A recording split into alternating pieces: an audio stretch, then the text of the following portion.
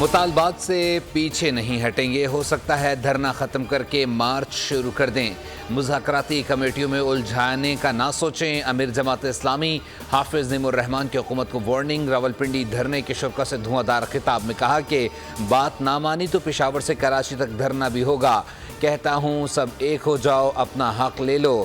جماعت اسلامی نے حکومت کے سامنے 10 مطالبات بھی رکھ دیے۔ 500 یونٹ بجلی پر 50% رعایت، پیٹرولیم لیوی ختم اور اشیاء ضروریات کی قیمتوں میں بھی کمی کا مطالبہ کر دیا۔ دھرنے سے خطاب میں سابق امیر جماعت اسلامی سراج الحق بولے، حکمرانوں اور پاکستان ساتھ ساتھ نہیں چل سکتے۔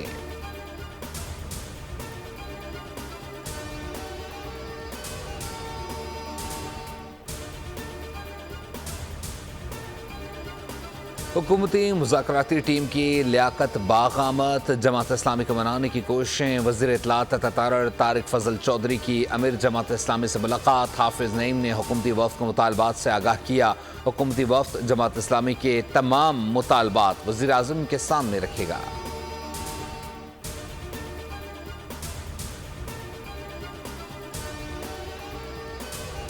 آئی پی پیز کے خلاف آگاہی مہم رنگ لے آئی۔ حکومت نے مفت بجلی بند کرنے کی تیاریاں شروع کر دیں۔ سرکاری، نیم سرکاری اداروں، بیوروکریٹس، ججز، پارلیمنٹیرین سمیت سب کی مفت بجلی بند کرنے پر غور۔ دوسرے مرحلے میں مفت پیٹرول کی سہولت بھی واپس لی جائے گی۔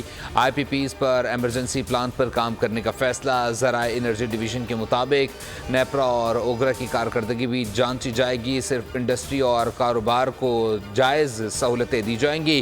ملک اس وقت شدید مالی دباؤ اور بیرونی قرضوں تلے دبا ہوا ہے۔ انقلابی اقدامات سے ہی ملک ڈیفالٹ سے بچایا جا سکتا ہے۔